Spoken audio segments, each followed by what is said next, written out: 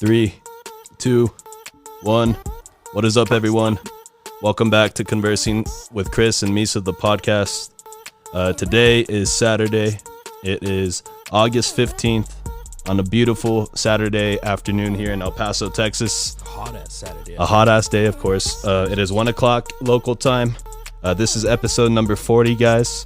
Today, I'm joined by co-host of the podcast, Misa. Say what's up. Yo, what it do? Also, guys, producer of the podcast, Lena, is not here today. She is on an African safari, yeah. Right? So I hope she's all right out there. Yeah, so she's okay. She'll be all right. So besides the point, we have a very special guest on the podcast today. Excited for this one. Bleezus is here with us. This is a musical group based out of New York, correct, guys? Yeah. Okay. Yeah, man. So we have Brandon here. Brandon, go ahead and say what's up to the podcast, man. Hey, what's up, guys? Joining you here on this beautiful afternoon. Home in New Jersey, enjoying the nice weather. Not quite as hot as El Paso, but nonetheless a nice day. It's good to be here. Look at how beautiful that background looks, dude. Yeah, dude, he looks like he's in paradise. Right? With nice Corona in hand. It's awesome, man. Thank you for sure for being on, man. We really do appreciate it. We're going to get into this podcast, but before we do that, Ryan, he is a other member of Dr. Bleezus. If you can say what's up to the podcast, we would also appreciate that. What it do? Thanks so much for having us. Coming at you from Syracuse, New York. So represent. Okay, guys. So we got some Northeasters in the house. So shout out to you guys. So, guys, for everybody who's just joining us and for the people that are back for the episode 40, you know we have a tradition on this podcast and we have to abide by it. And we are going to kick off this podcast by cracking open our celebratory beer. So, cheers. Oh, nice. Ryan. Cheers. Man. Cheers. What it do? Cheers. Okay, guys, let me take a drink. Oh, God bless. Oh, man. Beer. Jesus, that's cold. Okay, guys. So, Dr. Bleezus, man. What is Dr. Bleezus? Take us into it, man. Yeah, I'll give you guys a little bit of background. So, my best friend Quigley, he actually just graduated from officer candidate school today in Quantico, Virginia. So he's a Marine. Oh, shout out to him. Yeah, shouts out to him, dude. Super proud of him. But he's been my best friend. He moved into the house next door to me when he was 5 years old, so he's always been my boy. But he's got like a bunch of like really stupid isms. Like he's just got like a lexicon that he kind of made up. So my dad's a doctor, and he's always, got like some STD or something. He's like, "Hey, Dr. Bleezus, like check this out." So we were really stumped on a name for a while, and it just came up, and I was like, it's unique enough, like if you type it into SoundCloud, there won't be a million other results. So Dr. Bleezus, man, it's a phenomenon, It's just what he used to call my dad, so we thought it was a funny name. Hey, that's awesome. That story behind that is pretty cool, man. Brandon, I guess could you tell us a little bit about how you guys met each other? Yeah, so we actually both went to Penn State, and we worked in a research lab together. It was an entomology lab we were working in, and a plant lab, and our lab tech actually introduced us. Otherwise, it never even, I never would have even met Ryan. I was going into my senior year, and I always had this dream to play out at, one of the Penn State bars. And our lab tech introduced us, and she said that Ryan had played in a few shows downtown. And I introduced myself. We started practicing together, and sure enough, we got a couple gigs, and we started playing together through my senior year. Played a bunch of shows down at Cafe 210 for anyone out there that knows Penn State. Where it all began. And shout out to Kelsey, bro. She's the real one. She's an MVP. Shout out to Kelsey. How soon after when you guys first met did you guys have your first gig together?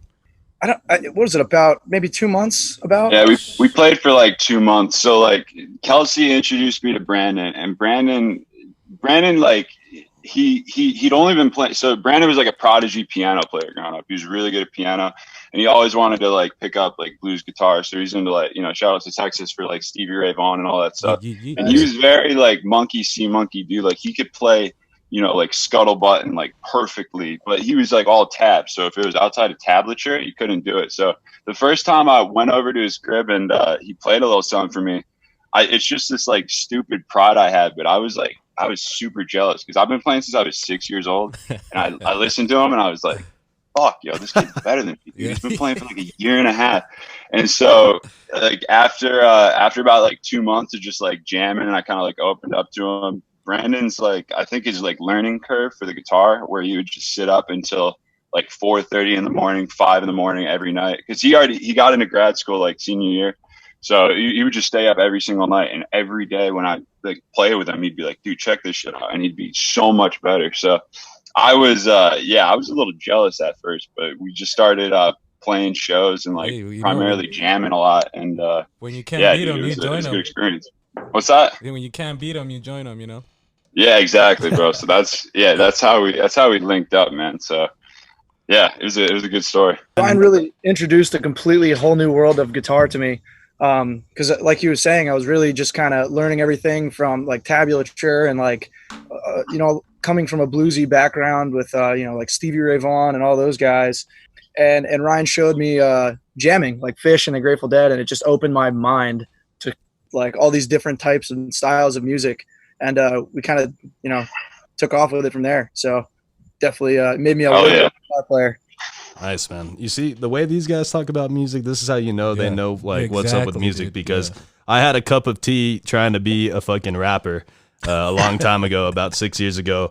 Started making some beats, took a music theory class, and instantly realized that, like this shit just doesn't come naturally. You got to put in the work, man. Dude, yeah, music theory is the real deal, man. It's like I don't know, man. Like to me, music's always been like there's a difference between like the curiosity you should get, which like pushes you into kind of like understanding theory, but like theory, it's just like a model to like understand it, and not all, like I know some people who understand theory really well, but they can't really like apply it, So like all said and done, theoretically, I know like 2 solid concepts like really well. I would say like I know for jam bands especially, there's like it's called modes on the guitar. So if you start with just a regular scale, like da da da da da da da da, that's an Ionian scale. And then if you play it from 2 to 2, da da da da da da da da, then it's Dorian right there. And like that's like right in the bread box for Fish and the Grateful Dead. Like they made careers like 30 plus years just off of those 2 scales. Damn. And so once that clicked for me, man, like that's literally all we've been doing. Nice, dude. Ryan kind of hit it on the head. I mean, like there's a ton of people that are just absolute theory buffs, but they just can't feel it. They can't sit down with somebody and hear a chord progression that they're playing and then just jump in and play along and do something that fits with that chord progression. And I think that's kind of what separates the boys from the men. Being able to sit down and do that is really just, I don't know, it's fun. Because with music, like, you can be as technical as you want and like know as much theory as you can, but if you don't have any rhythm, if you don't have any flow, and like he said, like Brandon was saying, if you can't sit down with another artist and like catch a vibe together, like hear what they're doing and then be like, hey, this is what I got. And like, that is very, very important to creating music. You know what I'm saying? 100%, dude. Yeah. That's what I loved about Brandon, dude. He just said he had one of the best ears as a guitar player. Like he could just pick out things that like for years, it's almost like you get like a second opinion, you get like fresh eyes on it and you just hear something like totally new. So it's like, I think we just kind of like, we pushed each other like really hard, especially when jamming. And like, I would be, like if you would like fuck up something on stage that we like worked on, I would just like shoot this like glare at him and we pushed each other like really hard. That's just like one domain. Like I've been playing in bands since I was like, I don't know, in like 5th grade basically. And so that's like for that aspect of leadership, that's something I take a lot of pride in. But yeah, dude, Brandon he always had a great ear, awesome. And that made me a much better guitar player as well. It's always good to find somebody that's on the same level in the sense of trying to get to where you guys want to be. So we're gonna play a little bit of your music in a little bit, not right now. Okay. I want to go back to something that I want to kind of like talk to you about to see if I can get a better understanding of where you guys are coming from. So Penn State, you guys are Nittany Lions. The only thing I know about Penn State is that they have a pretty good football team. They white out the stadium and it looks badass, dude. It looks fucking cool. That's all you gotta know, bro. That's it. The only other thing that I'm gonna ask you guys about Penn State real fast, but the only other thing that I really know about Penn State is that You guys know who Wiz Khalifa is? Yes. Okay, so his manager, his name is Will. He's a graduate from Penn State. So Yeah. I mean, I'm just tying it all together. But anyway, so can you guys kind of set like the bar scene, the college life going to Penn State? Because here in El Paso, we have a college. It's called UTEP. It's not the very best like social life. There is no campus life really. So can you guys, either one of you, just explain what it's like going there and the atmosphere? Yeah, I'll take a quick thing. So it's when you brought up Wiz Khalifa. There's like a fraternity house. I won't bring him up, but I think since his manager went there, he might have been like in a fraternity or something. But they had Wiz Khalifa play a show for like a couple $1,000, and he brought like his whole team, man. And like he played like 3 songs, and it was like a super fratty environment. And he played like 3 songs, and he was like fuck this, I'm out of here. And he just left, and people were like furious trying to get their money back. And Mac Miller did a similar thing, but he played a really good show. It's a couple years before I came. But I don't know, Brandon, you want to like explain like the idea of Penn State, like where you got it from? Like why did I go there, or just like Penn State as like a phenomenon, you know what I'm saying? Like it's more of like it's like a cult kind. It is like a cult. I mean, that's really the best way to put it. I think. I mean, if you go to Penn State and you went there, it's just like, and you see somebody that went there, it's like you're immediately connected with them. I mean, it's unlike a lot of schools that I've been to. You know, when you're driving into Penn State, you drive up over this big long hill, just cornfields all around you. Yeah. This massive stadium pop up in the horizon, and it is just like you're in awe. And those football games. So a funny story about that. We actually, on game day, on our biggest game days, the stadium gets so loud that it measures on the Richter scale. It actually shakes the ground. And they had to put one of the science complexes, since it was close to the stadium, and they have a lot of very sensitive research in a building. On shocks. They put the building on shocks so it didn't mess up a lot of the experiments. They don't even dare to tell the fans to keep it down. Oh, dude, hell no. Rather fix the building instead. Yeah. It's the third largest stadium in the world. I think it can hold like 107,000. So the first one is in North Korea flexed on us in Pyongyang.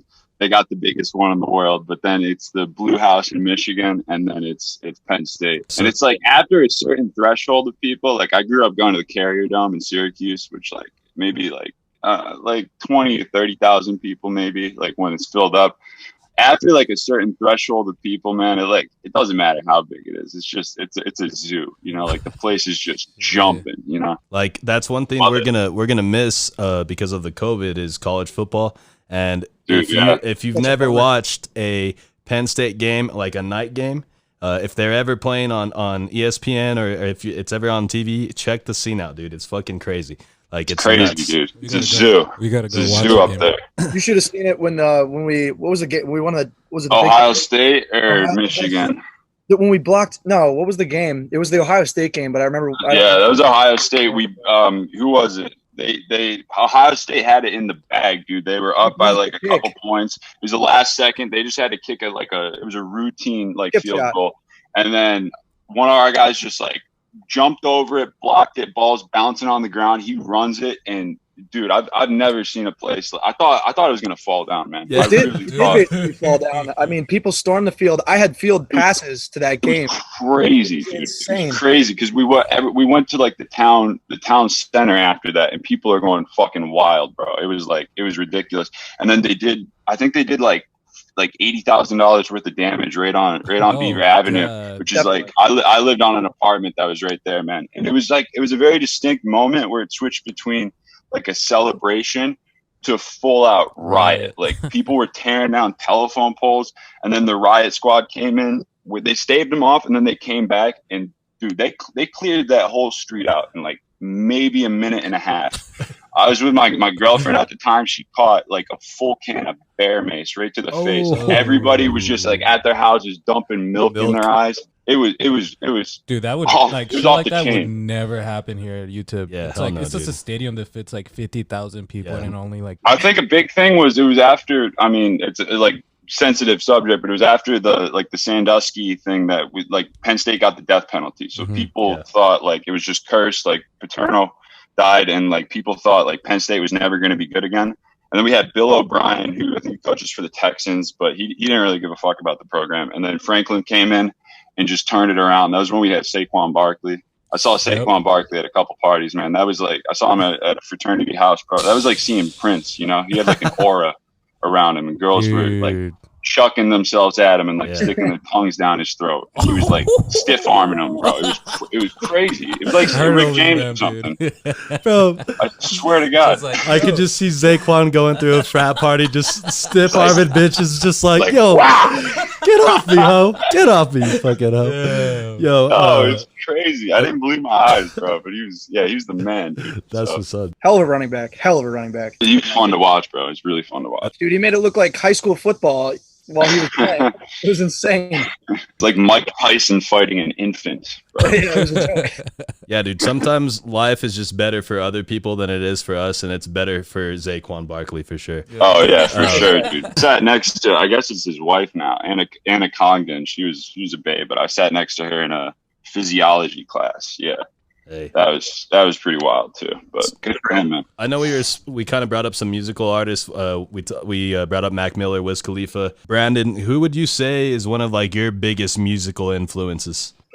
Well, I mean, it depends on kind of what you're asking. I mean, in terms of my guitar playing, I have complete roots in blues. I grew up listening to like, blues rock from like AC/DC even has blues roots. If you listen to a lot of the licks that Angus Young plays, I loved Led Zeppelin. I loved the Grateful Dead. I love Fish Now. I love Stevie Ray Vaughan and Jimi Hendrix and B.B. King, and all these guys influenced my guitar playing heavily. And now kind of the direction that we're taking the music with Dr. Bleezus, we have a lot of different influences. Music obviously has shifted to, but we can incorporate all those kind of ideas into the music now, which is cool. We listen to a lot of artists like Felly. Mac Miller's definitely been an influence on some of the songs we've been putting out. And I think for sure we have kind of also a little bit of funk ingrained in some of our beats, especially that song Fallacy has a very funky vibe. So Wolfpack and stuff, dude. Like Wolfpack is shit, bro. 1612, great song. Yeah.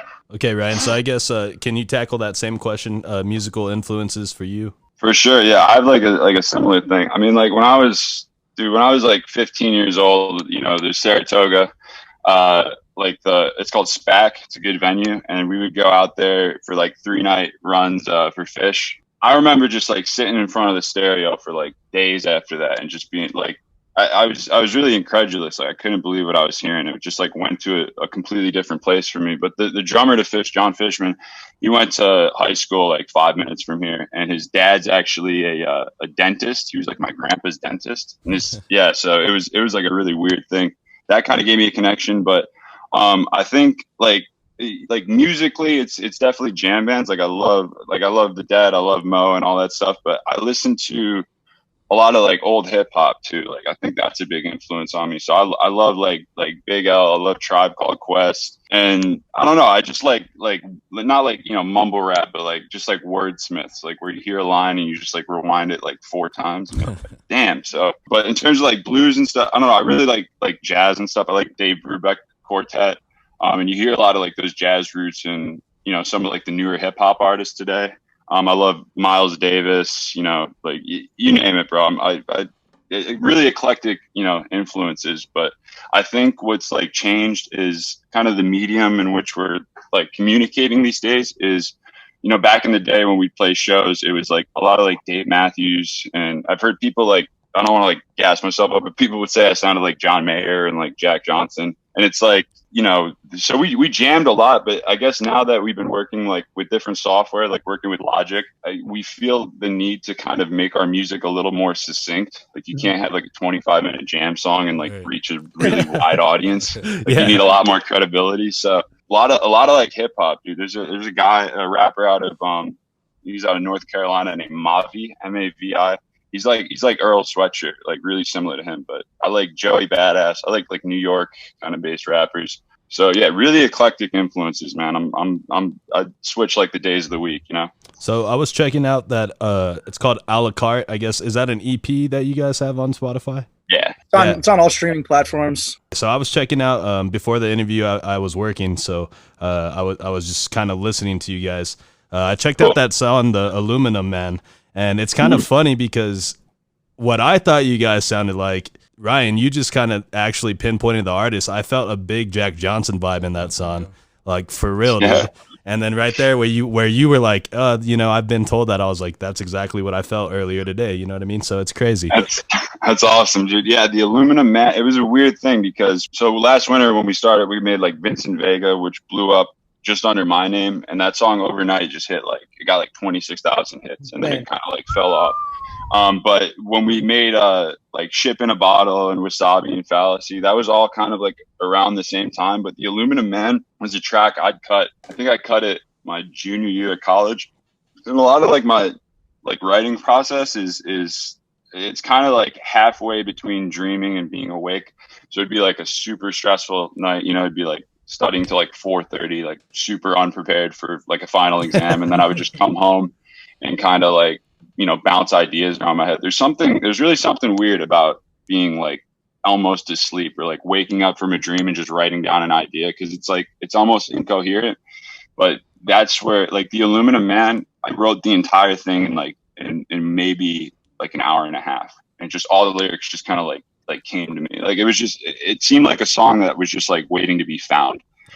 So I really liked that song, and I had it on my SoundCloud like a year before. Nobody really said anything about it, but I was like, like a la carte's going to be solid, but like might as well just like throw something else on there. And the responses from it have been like pretty good. But that's like one of my favorite songs that I've written, to be honest. Yeah, it's just kind of like personal, Yeah, I really like that one, dude. And then you mentioned your creative process. Do you guys normally, like, if you guys get together, like, to get like a session in, do you guys smoke some weed? Do you guys drink? Like, what do you like? Because everyone's different. I know people that when they want to get into that creative mindset, they have to be completely sober, or maybe like an espresso shot in. You know what I mean? So we have a very unique ritual. Okay, let's hear it. When it comes to our writing process, what we'll do is we'll go out, we'll buy a bunch of beer, a bunch of Coors, and basically we just have a stockpile of either Cheez-Its or Pirate's Booty or just really any just garbage little snack food. We'll just sit there for 3 days and live off Coors and we just Wade Boggs it, dude. It's like Boggs, bro. It's crazy. It's like that. It's Always Sunny episode when they're on the plane. It's like that.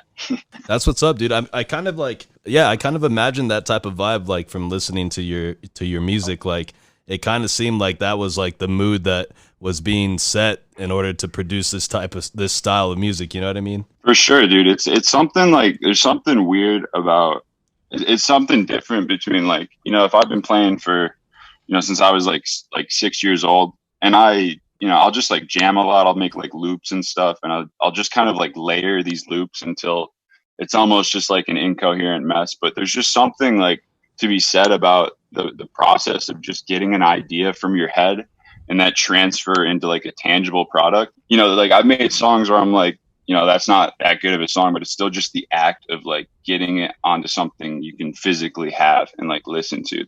I think it's like a really special thing, So it's definitely been like a progression over the last couple of years. It changes like, with whatever I'm listening to at the time. So yeah, but I think it's just like, as we've been learning how to use Logic, like the software, and like upgrading from like GarageBand before that, it's a way different process now, just because we have so many like patches under our fingers. Like we have so many, like the software is just out of this world. So I actually use the Logic Pro X to put together the podcast. I don't do like whole musical instrument recording. Like Logic can get very technical in that way.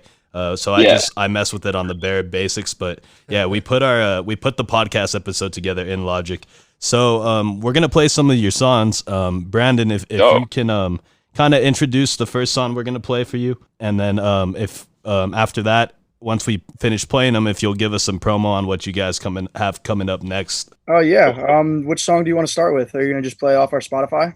We're gonna go off your Instagram. Let's go with the latest post that you guys have on your Instagram right now. So I'll let Ryan talk to that one a little bit, actually. Yeah, it was an idea I came up with. I scribbled it down maybe like 6 months ago, and there's this weird thing with like when you have stuff on like hard drives. Dude, I have so many like ideas on my hard drive that I never like revisit. Like the hard drive's kind of like a glorified cemetery, you know, but it's just like good to like know you have it under your fingertips. I spilled a cup of coffee on my laptop, bro. I thought about like ending it all. I was so depressed, but it turned back on and I backed it up and I just dug that one up, and then it had kind of like a rap vibe to it. So I just like, I stayed up like 2 nights ago all night, just like writing lyrics, trying to like get a little wordplay with it. So yeah, we're really like stoked to drop that one. Dude, I kept playing this over and over and over all day today, dude. All right. So what's the name of this song, guys? This one, I mean, it's titled Voicemail right now, but like, you know, we're not the greatest namers in the world. It's a tentative song title, but this is a preview of their music, guys.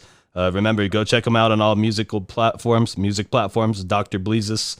You got it ready, Misa? Let's do it. All right. It ain't worth it, but just you wait. So just you wait. A strong case, rather long face, leg up in the arms race, racing cars and breaking backs and smoking strong lace up the wrong way. Baby, let the song play. I close my eyes and blast in Western movies up and down the hallway. Toss it late, expatriated from the darker days. Ocean 30s never took my pain away. Head standing. They spend a fortune on your future, it ain't worth it. Yeah, it's a short clip, man, but I'm excited. I felt like I was listening to the Gorillas right there, dude, for sure. Whoa, yeah. That's funny you say that, dude. Vincent Vega, the other track we made, somebody was like, dude, it sounds exactly like the Gorillas. Like, I think it's like Feel Good Inc. or whatever. And I was like, dude, thank you. I feel like it goes a long way, you know? I feel like it's the tone of the voice and then like those deep like hits of the bass, you know what I mean? And then that the slow like tempo, like you can feel every single hit, you know what I mean? Yeah. Like this is a song to like drive through like scenic drive here in El Paso. Yeah. With your windows down and your hands out, it's just bumping it all out. Yeah, and then seeing all the nice views of the city. Yeah. Hell yeah. Hell yeah, dude. We love it. All right, Brandon, you want to talk about the second clip? Yeah, so the second clip is a little something we put together. We have all the lyrics written now for it, and a pretty good idea of what the structure is going to be. It's going to be called X Pills and O's, and the release date we'll be dropping that pretty soon, probably this month. It'll be coming out. So yeah, check it out. See what you like. We did a little live session. Let's check it out.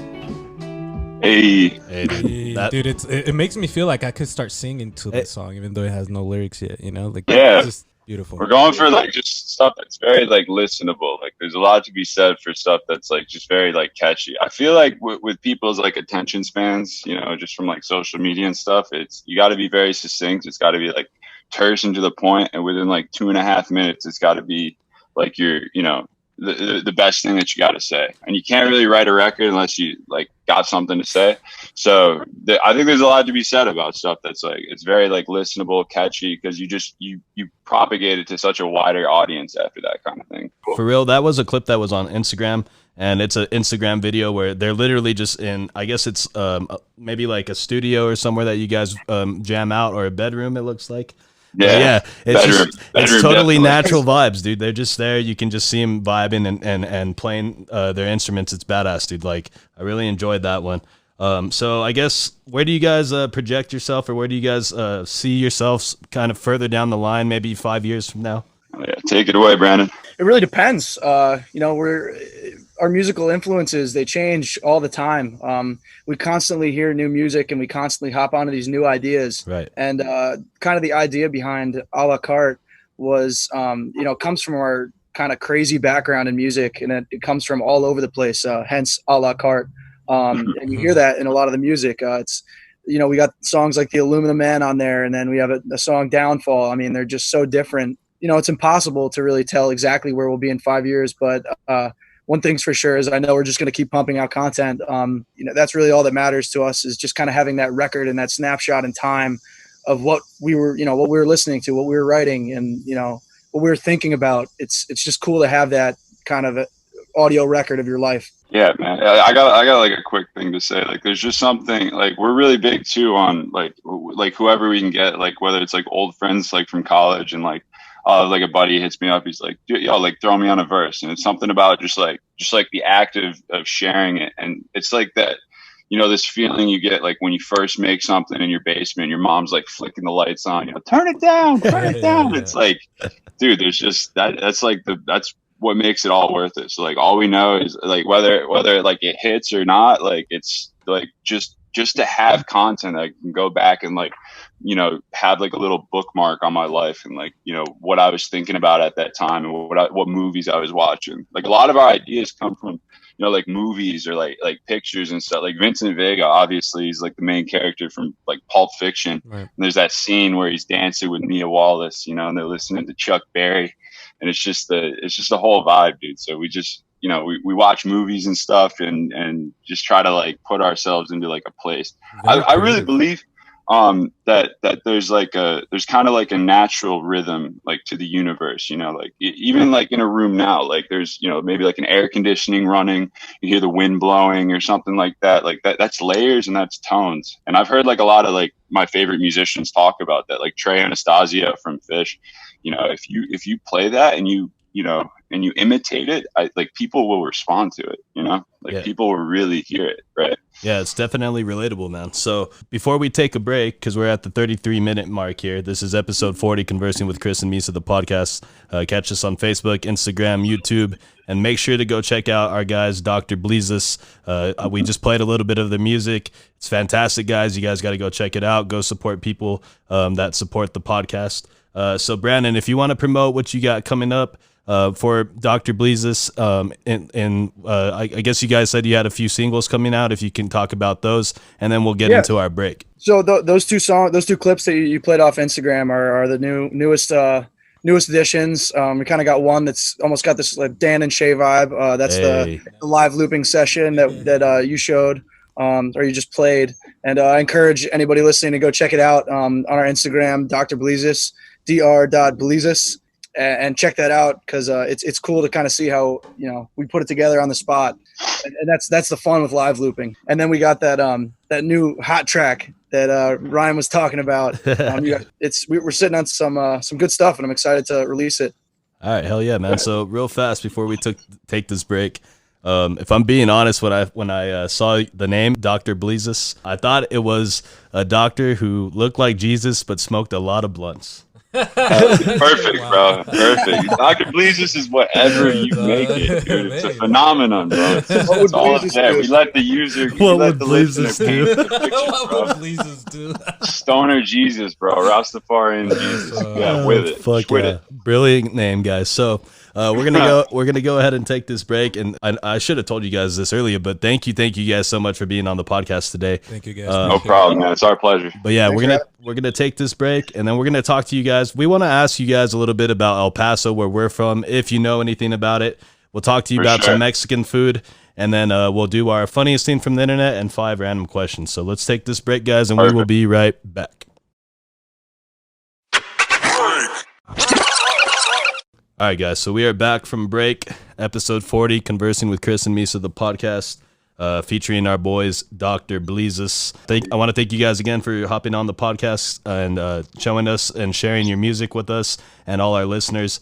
Guys, go check them out. All major music platforms, you can find these guys. That is Dr. Bleezus, exactly how it sounds. Go search it, check them out. So yeah, these guys are from a different part of the country. They went to Penn State. One of them's in New Jersey right now. I think you said you were in New York, Ryan, right?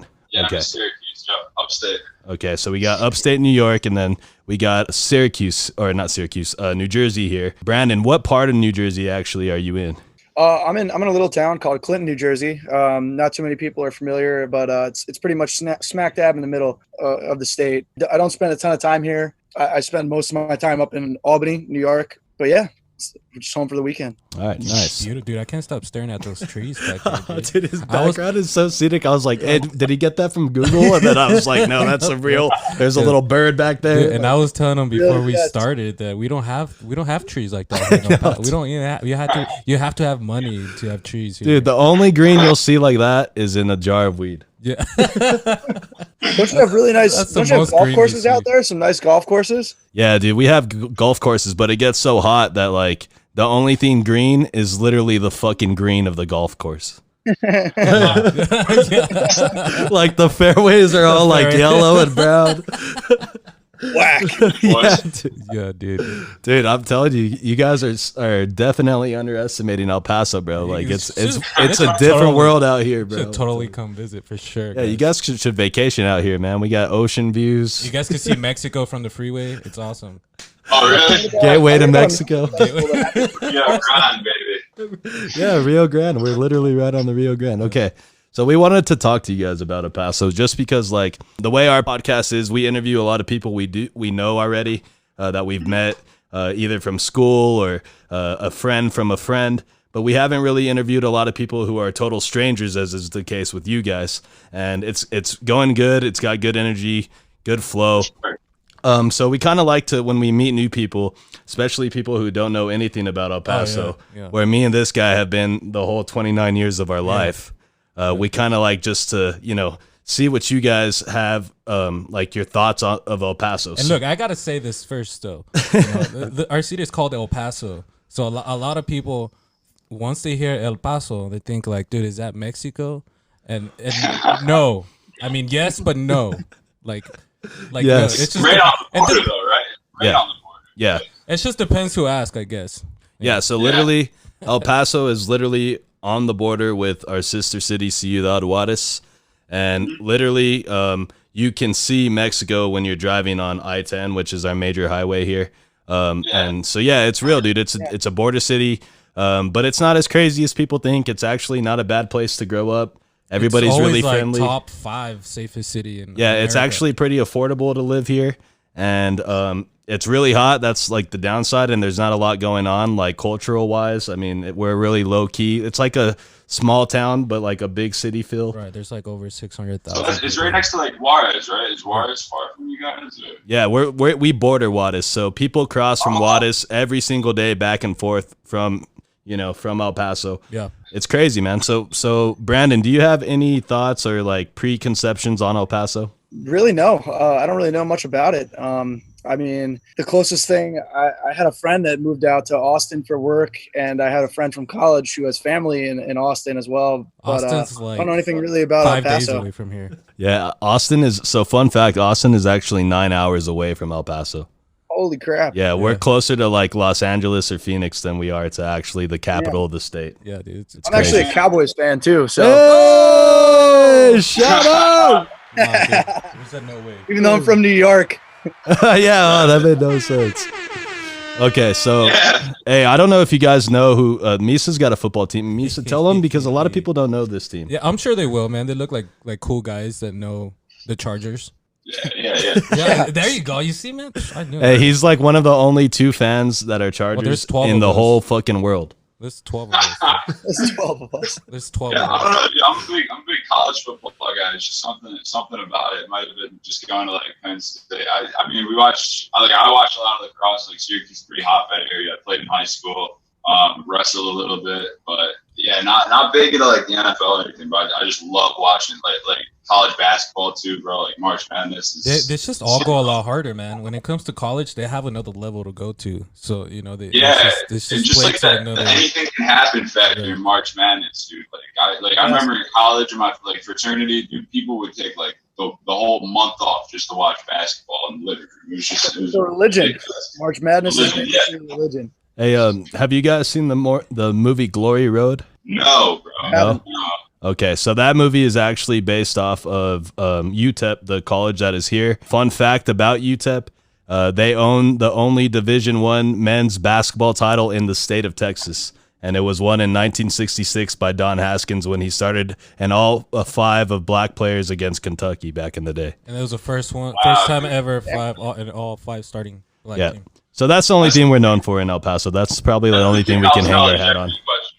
Yeah. I'm a big Jeopardy guy, so I'll keep that in my back pocket, man. For sure, Jeopardy question. The only thing that like also Jeopardy question. El Paso is known for is like Johnny Cash getting arrested here. Wiz Khalifa. When he had the drug in his guitar case and walked the line, right? Yeah, Wiz Khalifa got arrested here. Willie Nelson's been arrested here. That means we got to get arrested. That's when you guys know you've made it, when you get arrested. Okay, so we'll give you a quick tip, guys. If you guys ever go on tour, right, and you guys come through Texas, through El Paso, through the Southwest, don't bring any drugs on your tour bus, okay? Because there's a checkpoint as you go east through Texas, leaving El Paso, and they have dogs, and it's Border Patrol, and that's where they bust everybody. Yeah. So and then they come into the city and sell those drugs that they took from you guys. So yeah. So just a heads up, guys. Watch out, okay? Good looks, dude. Good looks. All right, so I know you guys live in the northeastern part of the country, but I'm sure you guys have had your fair share of Mexican food. Do you guys have a favorite Mexican dish? I like chalupas. Those are Mexican, right? I like chalupas a lot. And I don't know, dude. It's all like fast food. It's all like big chain Mexican food here. So we'll I don't know. There's one place called Ponchitos that's got like a great burrito around here, and that's like authentic. But it's like all Chipotle, dude. Like I don't know if Chipotle is like the Americanized version of it. It's kind of like maybe like Chinese food is like where it's like the Americanized version. Yeah, definitely. But don't know much about it, dude. Oh man, dude, if you were to set foot in El Paso, you would get like smothered with like enchiladas and tacos and beans and rice, like. Yeah, dude. It's funny you bring that up because I was at a party with my graduate program. It's like 95%. It's just Indian and Asian students basically. So we were at like a back to school party, and my buddy just got back from El Paso like 2 days ago, and he was telling me about this place. I don't know if you guys will know. It's called like Taco Avocado or something like that. You know what I'm talking about? Taco Cabana. It's one of those places. Okay. Yeah, Taco Avocado. I think he told me about steak pitos. Steak pitos. Steak. I told you. Steak pitos. Bro, we had a debate on this conversation about steak pitos. I fucking love steak pitos, and this guy was fucking bashing it. Yeah, don't say shit because you'll get kicked off the podcast again. Whatever. Fucking do that, bro. Stop talking about steak pitos. They brought it up. I didn't bring it up. Well, you should like have a note or something. These guys from right. He's coming from New York. He knows what steak pitos is. Okay, I'll let this one slide then. Brought it up. Yeah, bless. Okay. I feel like taco salads are way bigger up here than there. Yeah, that's also definitely a thing. Yeah, it's all about the balls. Hey, people are all about the taco salads here. Hey, Brandon, do you have a favorite Mexican dish, or are you a taco salad guy? I mean, I had I'm not going to lie, I went to this place called Toro, and it's on Wolf Road in Albany, and my God, they had the best taco salad. It was in like a giant taco shell. Oh, those are the best. It was killer, man. Prior to, I was more of a fajita kind of guy. Oh. Let me tell you, that was a killer taco salad. Don't sleep on the T-Bell in State College either, man. They just closed that out. Rest in peace to a real one, bro. That's late nights. So what was that like a go-to like after party place to go eat? Oh yeah, usually the biggest drunk spot. The halal stand too, man. The Middle Eastern guys, that halal food. Hey, so like pound for pound, dude, $6, and you get like a metric fuckload of food. So good. But I don't remember a lot about it. So. Brian, that in the McDonald's, they literally had to have a security guard in because people. Oh, the McDicks, bro. Yeah. It sounds like the Whataburger. Hey, yeah. Have you? Do you guys know what Whataburger is? Heard of it? Never had it. Okay. Upstate New York, Northeast, completely got dicked on good fast food chains. Okay, so had In-N-Out ones. I've had couple other things, but we got completely screwed. We got Burger King and McDonald's. Okay, so yeah, that's some basic ass shit. The Burger King and McDonald's.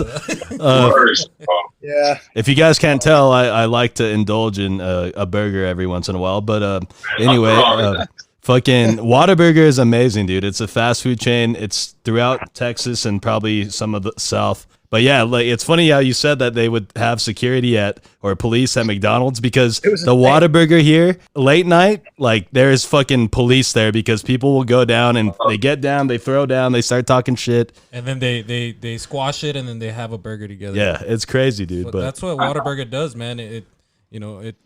It makes people meet each other. They might not like each other, but at the end of the night, they're sharing fries. They're It's like the peace pipe, dude. The El Paso peace pipe. Yeah, Whataburger. Even the cops, I remember going so many times, fucked up, like right after high school or something, and Officer Z was there. Shout out to Officer Z, and he would have this like tables already ready for us, so we wouldn't be too close to the other people because we show up so rowdy and shit. It'd be like 20 of us, like.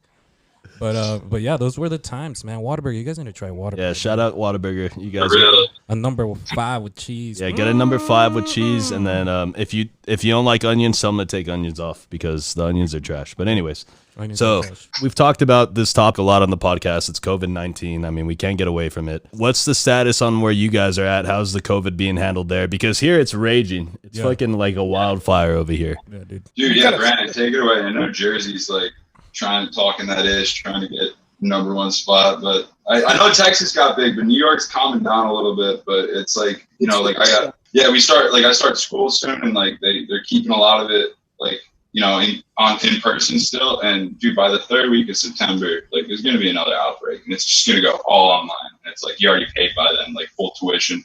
They hike tuition up 7%. It's like it's extortion, bro. Yeah, it's extortion, dude, for real. So it's not good.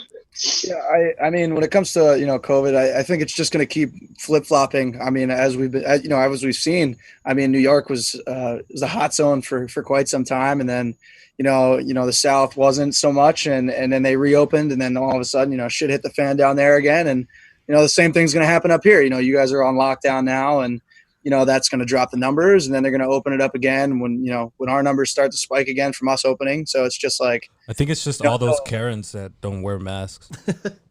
It's out of control. I mean, all right, it's not going to go away until we have some sort of vaccine that's at least somewhat effective. Well, I mean, I think Russia claims that they already have a vaccine. I say we go over there and hang out. That's what they say, but that's also Russia. It's Russia, dude. They're testing according to many sources has been questionable. It's just all propaganda. I don't think I think what Russia did was they were like, let's just fucking beat the world to fucking vaccine. Fuck the testing. Fuck all that bullshit. It either works or it doesn't. I mean, I wouldn't be surprised if they were testing it on their prisoners and, they're releasing their data. They're saying, oh, this is a study of 200 people. And then they really tested 3,000 prisoners as well. Well, Putin claims that his daughter took it too. Yeah, I saw that. Yeah. Who's going to believe that guy? I do. He's a credible guy. He called me personally and said. That's funny, dude. So, have you known, I've known like 2 people who caught COVID. How many people have you known, Misa? All my family except for like me and my kids. Okay. Really? You almost got it. Like my parents. The thing was, and I don't live with my parents, but they every year they make a trip over to Cancun. All my family. So there's about 20 of them that went out to Cancun during this fucking pandemic.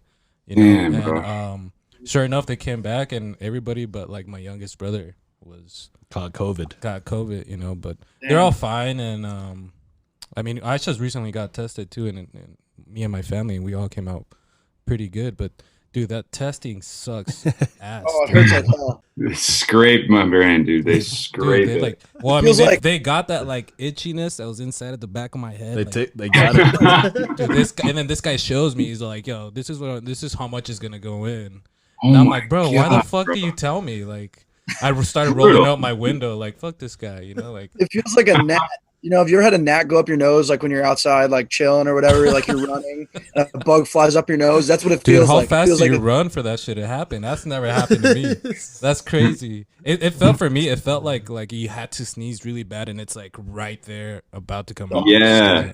100%, dude. It's brutal. Hey, I feel you on that gnat thing, dude. I know what you're talking about. Like, it just like flies up your nose, and you're like, where the fuck did it go? Like, what the fuck was that? They took it out. It's just totally. Test. You just get like, you feel like you were totally violated. So, I just wanted to talk to you a little bit about the COVID. Like, what's been the biggest change in your guys' like normal daily life since this happened? Is it the working from home? Is it doing everything through fucking Zoom? What is it for you guys? Yeah, I think like I mean, I think I speak for like a lot of people, but like initially after this started, all of us like just chilling with the boys just moved on to Zoom and playing like online poker. And I think like with like sports being called off, like my friends gamble like degenerates on sports. So like they automatically moved it over to like the stock market, like with Davey Day Trader. Oh, And yeah, so like we would just, I feel like everybody kind of like turned into an alcoholic a little bit because we hey, dude, drink and that's fucking play everybody, man. poker for like 8 hours, and I got really tired of it. I think like the big thing about it is it's kind of, as like a data scientist at least, I can do all my work like from home, luckily, but I feel like it's just kind of fast forwarded us to the future, you know, like a glimpse into how it's going to be. Like kind of like skimping out on like a lot of jobs, which is like kind of fucked up, but it's, yeah, bro, I feel like this is definitely like a kind of a new norm. But just like the 1918 like influenza, like what happens, I feel like from like an epidemiology standpoint is it will mutate to a milder form just so it can infect more people, which is why you have more and more people saying they're asymptomatic about it. Yep. But yeah, dude, it's crazy. It doesn't really affect my work too much because it's all through like Zoom and, you know, to start with almost. But it's scary, bro. Like my parents are, you know, they work in the medical field. My dad's a doctor, and he's like 63, like right in the ripping range for you know, getting affected that's by scary. it. So That's pretty scary. What about you, Brandon? For me, it's, you know, I work. I'm a statistician, a full-time job, and I work in big pharma. So I've been kind of on this all the time. It's constant. You know, so the biggest thing for me has just been kind of shifting to, you know, putting all our efforts on you know, COVID stuff. You know, I work from home now. Like Ryan, I can do pretty much my entire job from home. I guess that's really been the biggest change for me. That, and the fact that I can't, I mean, go out and go to the bar with my friends is, you know, that's definitely, you know, what we did on the weekends. You know, we'd go hang out, you know, have a few drinks and stuff, you know, play some music. yeah, I was in a band all last summer. That's definitely what I miss the most. I played for this guy, Ryan Clark. We played a ton of shows last summer. I played like 45 shows, Nice. all in the Saratoga area, you know, Lake George. And you know, we played like almost every weekend, and I just absolutely miss it. It's just a blast, and it's just a big piece of my life that I got, you know, it's put on hold. dude, I miss playing in state college with like Rich and stuff. So real quick, not to like circle back, but like Penn State, there's kind of like two sides to it. Like there's like the big like fraternity and like sorority scene there, and after like a year or two, I think we both kind of got tired of it. And there's like college bars, like big college bars, and then there's like kind of like dive bars. And so we like linked up with like these townies, basically. Shout out like Rich Stever, and they're all like they're like hippies, dude. And like we would go over there, and it was kind of like a psychedelic experience. But we would play music until like 9 a.m. until the cops got called, and we'd play just shows and jam out. And I really miss like the townie side of State College. It was just something really special that not everybody who goes to Penn State can say. Zeno's. It did, yeah, dude. Dive bar. They had a shout out Zeno's. Yeah, Zeno's, bro. Great live music. Great live music. We used to go and see this band called Doppler Poppins. We were up there in the summer, and we would go. They were like a jam band, and we would go see them every, what was it, Wednesday night or Thursday? Yeah, Thursdays over the summer. I didn't miss a single show for like over a year. We would literally just show up, and we would stay there and watch their entire set, and just we knew them personally through Rich, and we would go hang out with them after at Rich's place and have a fire and just shoot the shit. And I just missed that. That was awesome for sure. Shout out to Rich Stever, man. He's a real one. Yeah, so you guys are definitely being impacted in like the effects on like the social environment where, yeah, there is no bar to go to. You can't go chill and watch a band play and, you know, get a few drinks. So yeah, I feel you guys on that, man. I mean, like, I'm sure you guys look forward to that so much, like playing music the way you guys do. And like, I'm sure it becomes like a lifestyle in a way, you know what I'm saying? Yeah, dude, the live scene is something different, but it's just kind of like comedic, like the Cuomo special where you go to a bar and you get one chicken tender and you get a cocktail, you know, like, you got like dollar chips and you're like, what is this, a fucking joke? And all the bouncers are like, all right, guys, so, you know that COVID lives up here, you know, so you got to have your mask on up here, but down here it doesn't live anywhere. So What the fuck are these backwards rules, bro? You're like, I'm gonna die. You're like, dude, I'm just here to play, dude. Mask. They have it like underneath their nose. Oh, how about let's talk about those people for a second. Oh yeah, dude. Wear a mask like this. Oh my god, it drives me nuts. Dude, I'm like, you realize like you're supposed to cover your whole. It's got to go to like up here, bro. Like, get that shit together. Yeah, like, what the fuck is this? Like, Very or simple concept, dude, or what I've seen like down here is like you go to the gas station, the convenience store, right? And people will walk in with the mask around their neck, and they're just like, "Oh, what's up?" Like, you know, like they have the mask, and they're just like, "Oh, well, we don't really need it here, I guess." You know what I mean? I just can't stand how like something as horrific as this can be like politicized into like a statement where like if you don't wear a mask, like it's all of a sudden political. It's like, yeah, if you don't wear a mask, you're a fucking liberal for wearing a mask. you fucking left wingers. You're destroying this country. Bro. I don't get it, dude. I miss moderate politics. We won't get into that. I just miss like modern life, dude. And like I don't mind wearing a mask, you know what I mean? But like it's kind of weird. Like when I go to work and all of us have masks on, I'm like, dude, this wasn't like this like a year ago. You know what I mean? It makes it set in differently. But last question on COVID, and then we'll get into some lighter topics, and we'll get ready to wrap up the podcast. But if the U.S. I think Pfizer was one of these huge pharma companies that says they're going to be developing a vaccine for us, but I believe they're German-based or they're European-based or something. If these guys come up with a vaccine and they say, hey, you know what, we ran our trials, it's been tested, you know, everything's good, you know, you guys won't have a fucking tumor coming out of your fucking brain in 15 years. Would you guys get the COVID vaccine? Is that, or are you guys the anti-vaxxers? Misa, what do you think? Dude, I gotta get that vaccine, dude. I want to go back to Chico's Tacos. Just to go eat? Just so you could go. I miss Chico's Tacos, dude.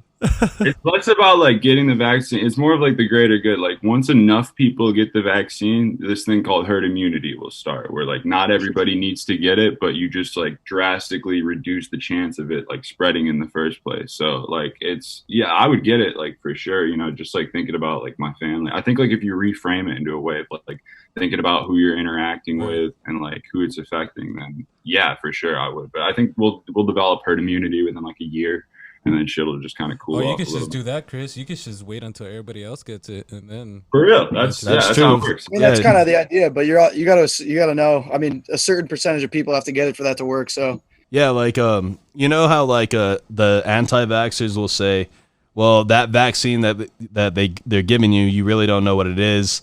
And then I guess other people have been saying that like they would actually find a way to like make the vaccine to where it's like a way to track you, which I don't understand. I heard that argument and I was like, that doesn't make any sense. But I was like, if they wanted to track you, they're already tracking you. Like you have a fucking cell phone. Yeah. Like, you know what I mean? Like, I don't know. I was actually going to try that whole disinfecting thing that Trump said. But my wife. Yeah, a little UV light and a little bleach. Fuck. Take a bath in some bleach and you're good to go, man. Okay, so yeah, I mean, I would say I would get the vaccine, like you were saying, Ryan, for the greater good. But I think the way they should probably administer it is like administer it to like the people that are most at risk, the elderly, you know, and then for sure. I don't think it should be like anybody can get it right away. I think it's like let's do it in like a process, and like let's make sure the people who need it get it first. I think that is the plan. I'm pretty sure that is the current plan in place. I think the CDC did come out with something saying like there will be an order of people who get, you know, who kind of get first come basis. Lottery. Yeah. You guys seen that movie Contagion? You guys ever see that shit? Oh my. Pretty scary. That's the one that it's the virus that spreads in China, right? Yeah, dude. Yeah. It's like it's like by the book. But it was like the movie was like from 2012 or 2013, right? Mm-hmm. Yeah, bro, it was a while ago. I watched that with shout out my brother Matt Marcus. One time I was with him at his apartment and he showed me that movie, and this was when COVID first started. He's like, bro, you gotta watch this shit, bro. They fucking predicted the future, bro. Damn. And they did. Real. It's crazy. So how does it end? It progresses to a point where people start like rioting and stuff and like killing each other, and then food rations goes off. So like, luckily we haven't gotten to that. Luckily it wasn't that. But I was like I'm like watching it and I'm like tracking it. And I'm like, all right, that's March for us. And then that was, I was like, holy fuck! Like if we keep going down the chronology, 2 weeks from now. Yeah, dude, that's fucking funny. I think we're in the clear. Maybe shit'll get better. All right, guys. So we're gonna do 2 of our last segments before we wrap up this podcast. Episode 40, Conversing with Chris and Misa, the podcast. Catch us Facebook, subscribe to our YouTube channel, Instagram. Where else are we? Everywhere, Spotify. dude. Yeah. Everywhere. Shout out our boys, Dr. Bleezus, for being here. We're having a good time with you guys. Thank you for joining us today. The next segment we're going to do is our funniest things from the internet today. In this segment, guys, we go around the virtual Zoom call. Everybody kind of describes something funny that they found on the internet today. Misa, do you want to go first? Do you want me to go first? How do you want to do it? Go first, because I can't find the one I have. Okay, so mine is a meme that I found on Facebook, and if you guys know me, you know how I love our boy Donald Trump, man. You know how he's my guy. He's my number one guy. And this is a picture of the other day. I guess what happened was there was a shooting like around the White House, and the Secret Service interrupted a press conference that Donald Trump was doing, and they pulled him out of the press conference and they took him to a secured area. And so in the meme, it shows the Secret Service pulling him out, and then it says, "Sir, the McRib is back."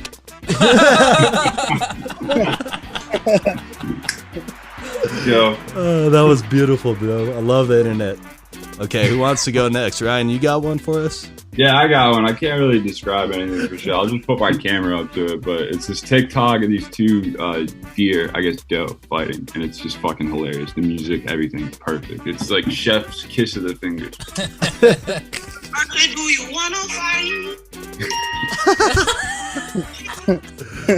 For the audio only audience, it's just these deer that they get up on their hind legs and Stop going there. You wanna fight me? It's all time right there. I love the content, bro. yeah, that was on TikTok. That shit was pretty funny. Nisa, what's TikTok, yours? yeah. It's just it's a meme, but and it just says we always talk about leaving a better planet for our children. Why not talk about leaving our children for a better planet? Just switching it up on us. I'll get all meta on us. All right, Brandon, your turn, dude. My favorite is actually it's a throwback to our SpongeBob lovers. Hell yes. That clip out of SpongeBob where they're fighting Manta Ray and they turn on the Orb of Confusion and they hit themselves instead of hitting Manta Ray. That is just absolutely classic scene. Like this 6-foot radius. That's gonna be like one of our next album covers, bro. We've been talking about that for a while. The Orb of Confusion. Months. Dude, all the time. A lot of people will see that and be like, bro, I know what's up with these fuckers.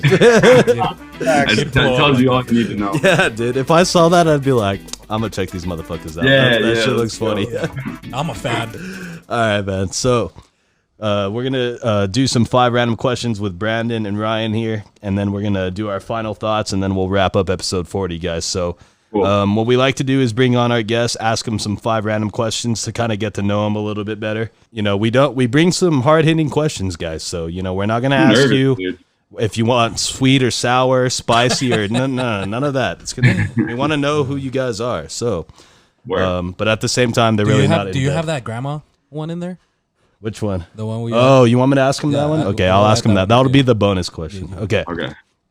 So, guys, if you had to say, what was the least sexiest name on Earth, what would it be? I got it. Bro. I got mine, dude. I got mine already. Sexiest name on Earth. Oh, God, dude. I don't know. Aiden, bro. Aiden? Okay. Aiden. That's how my go, bro. How about Agnes. Agnes? Oh, for sure, bro. Yeah. Hey, have you guys seen Matilda, the movie? Yeah. What's the principal's name?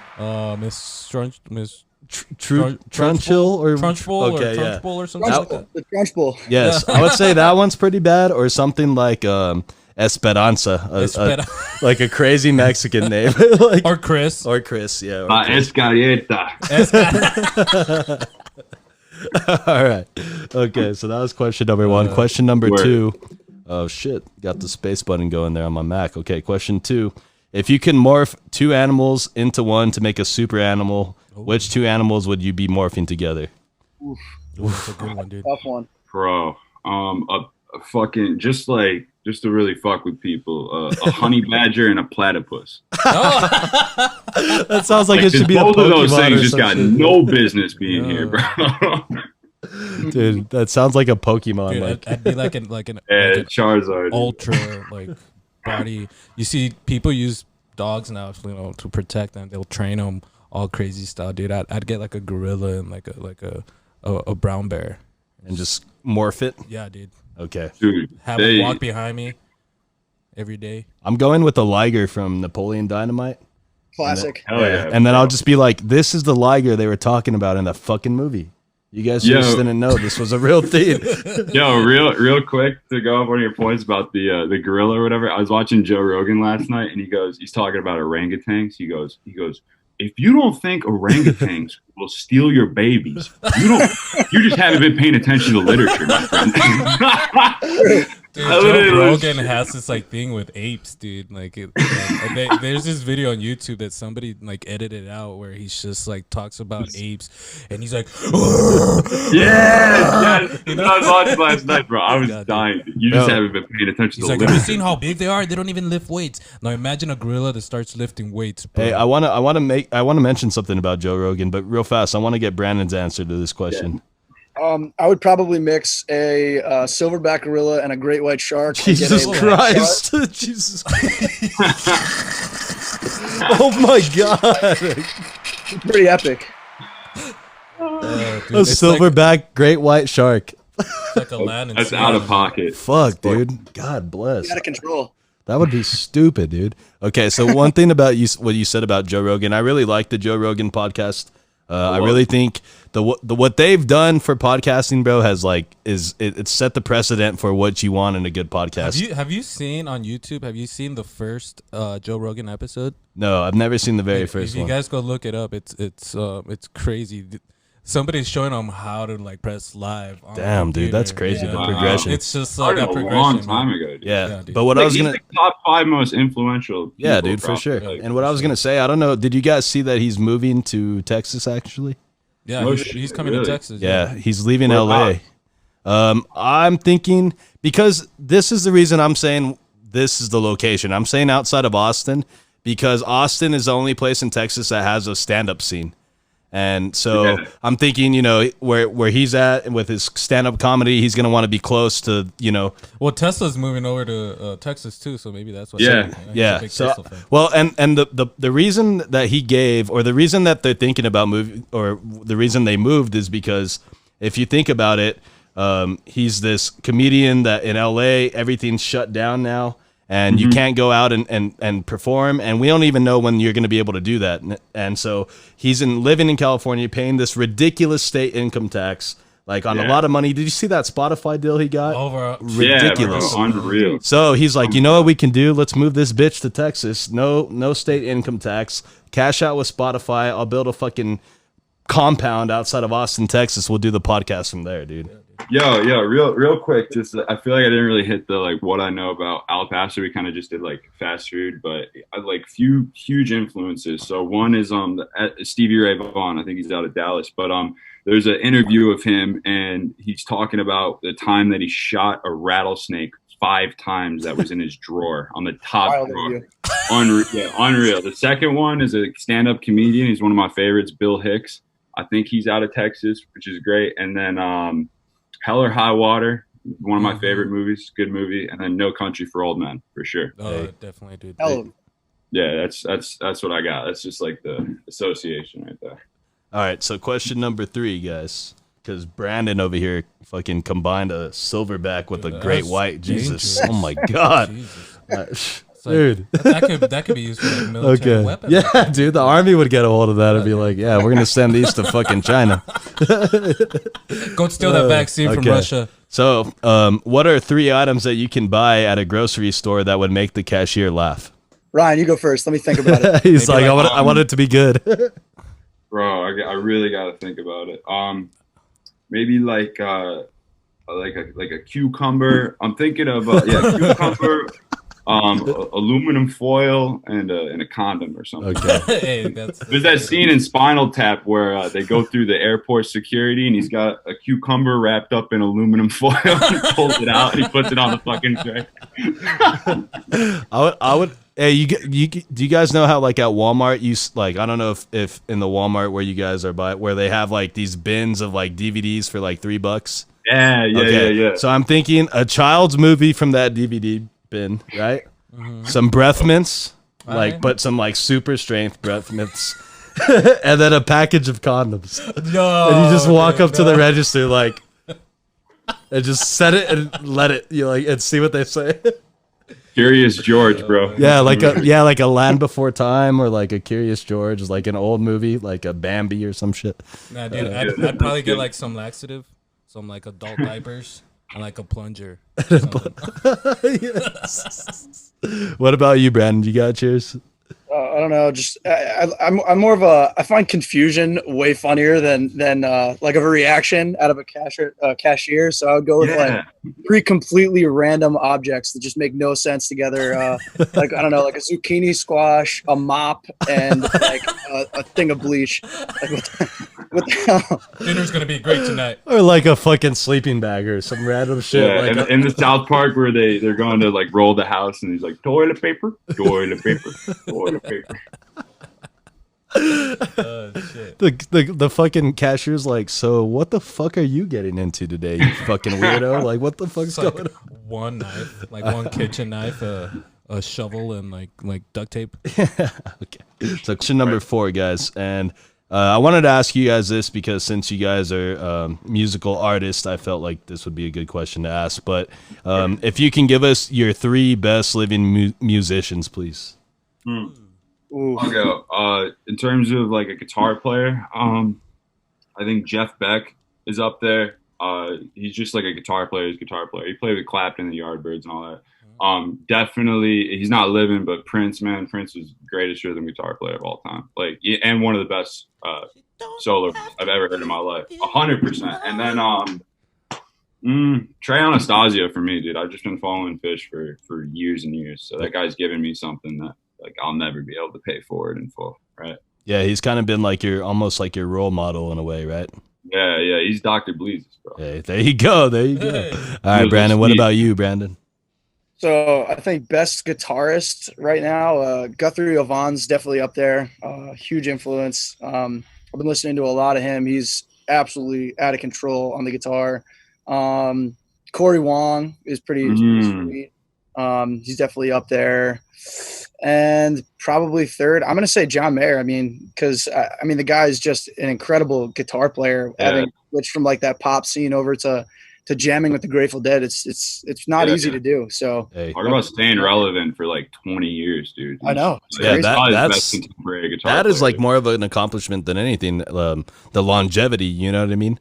Dude, like those are big shoes to fill, man. Yep. Like I don't know if you guys know Deadheads, but like if you fuck up sounding like Jerry Garcia, that's like you'll be crucified, man. Like that's people thought he was a prophet. You know what I'm saying? Yeah, dude. Like that. Like they created a cult following of a fan base, like for sure. Yeah, like definitely. 100%. What about you, Chris? Well, musicians, I would say like not in like the terms that you guys know your musicians, like where you guys know like your guitarists from your favorite bands. But I would say, like, I've always been a big fan of Jack Johnson for sure. I've also been a big fan, and like, this is more of like the pop influence, but like Ed Sheeran, I think is a fucking talented guy. Ed Sheeran, yeah. He goes so hard, dude. Like, he's legit. And then, personally, like, I don't think there's anyone harder on the drums than Travis Barker. You know what I mean? Like. Oh, hell yeah. And talk about longevity with that guy. That guy just came out in a fucking song with Machine Gun Kelly, who's a rapper, and he's fucking banging on the drums just like nothing, dude. Like, dude, did you guys see The Dirt with MGK? What was that? About the Motley Crue movie. It's called The Dirt. I saw that one. MGKX is Tommy Lee. That shit was cool, dude. You think they're like exaggerating, and dude, they were underplaying it. If anything, bro, Nikki Sixx would like drink heroin out of a fucking fire hose. These guys were rock stars, bro. Like, yeah, they epitomized what it is to be a fucking rock star, and they lived it to like the fucking fullest. No cap, bro. Yeah, no cap. Hey, Misa. Hey, we barely taught Misa what no cap meant. Yeah, dude. No cap. He used to think it was like just not having a cap on, but no. Yeah, no baseball. It's like no cap, and I'm like, what? No cap? I have to take my cap off now. But you know what, man? For me, it'd be like Dan Auerbach from the Black Keys. Oh yeah, Oh, bro. hell He's the yeah. man. Jimmy Page. Big Black Keys guy. Yeah, yeah. I'm a huge favorite band. Jimmy Page from Led Zeppelin. Robert Plant as well, dude. I think he has like the most amazing voice. You know. You listen to some Greta Van Fleet? Oh, dude, they sound exactly the same, man. Yeah. Dude, I love what they're doing. Yeah, they're sick. They sound like Rush too, a little bit. Yeah. That's a sexy band, dude. No homo. That lead singer is a sexy motherfucker, Yeah, dude. bro. And what's crazy is I saw an interview with them, and I think his twin brother or something like that also knows how to He sing. plays guitar. And they asked him like, well, how is it that you guys picked you as a lead singer? And he said that they did like an all out like rock star like screen to see who could hit the highest pitch. And that's how they resolved it. That's how it fucking done, which is Bro, awesome. they're out of Michigan, bro. Yeah, shout out to them. They're the fucking awesome. best. All right, so this is question number 5, and then we have the bonus question we'll ask them, which will really test their character. Oh yeah, definitely. So, I'm waiting for that. Question number 5: what would you do for a day, or if you were invisible for a day, what would you do? What would you do if someone's at home crying alone? That's just the song that came up in my Invisible head. for a day, bro. Dude, that's a tough one. Brandon, you gotta take this first. I was invisible for a day. Oh, man, I really dude. feel like that, Chris. Nobody notices me. That's a very good question. I don't know. There's so many opportunities. I mean, like, you could, I don't know, maybe I would go to the casino and play cards and just scare the hell out of everyone and see what the dealer had. I don't know. Yeah. Hey, dude, yeah. Dude, you can go to the casino with your friend and cash the fuck out, dude. Yeah, dude. I'd go to like Area 51 or something. Dude, I would go back. I would be a ghost, right? I don't think you can have clothes on. I don't know if the clothes stay invisible, but I would slap the shit out of my middle school PE teacher. Hey, yeah, all right, all right.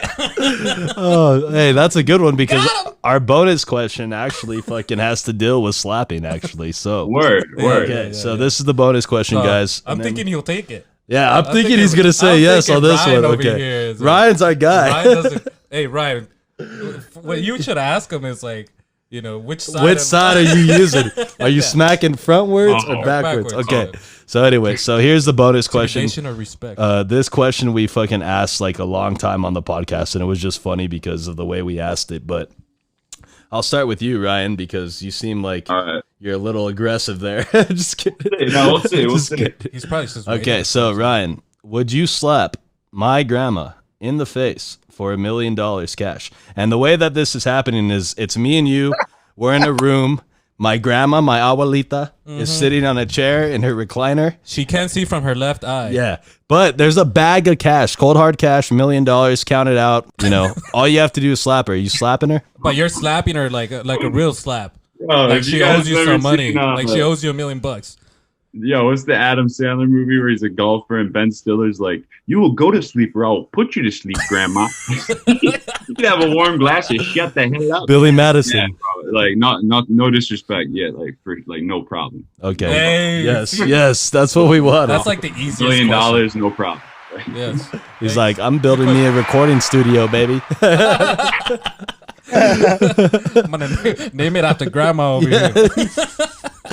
Grandma's. Abuelita. All right, Brandon, same question to you. Are you slapping my beautiful grandma in the face? Definitely. It's not a tough question, bro. Leave your 200 grand on the table and say, upgrade. Do whatever you want. There you go.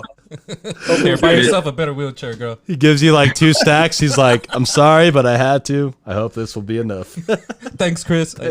You walked away. Love tap. Fuck, that shit's hilarious. Okay. That's the first time we got some definitive yeses, dude. Yeah, dude. Bro, like between you and me, like I would let you fucking slap the shit out of my grandma. Yeah, dude. Like in return, like for $1 million?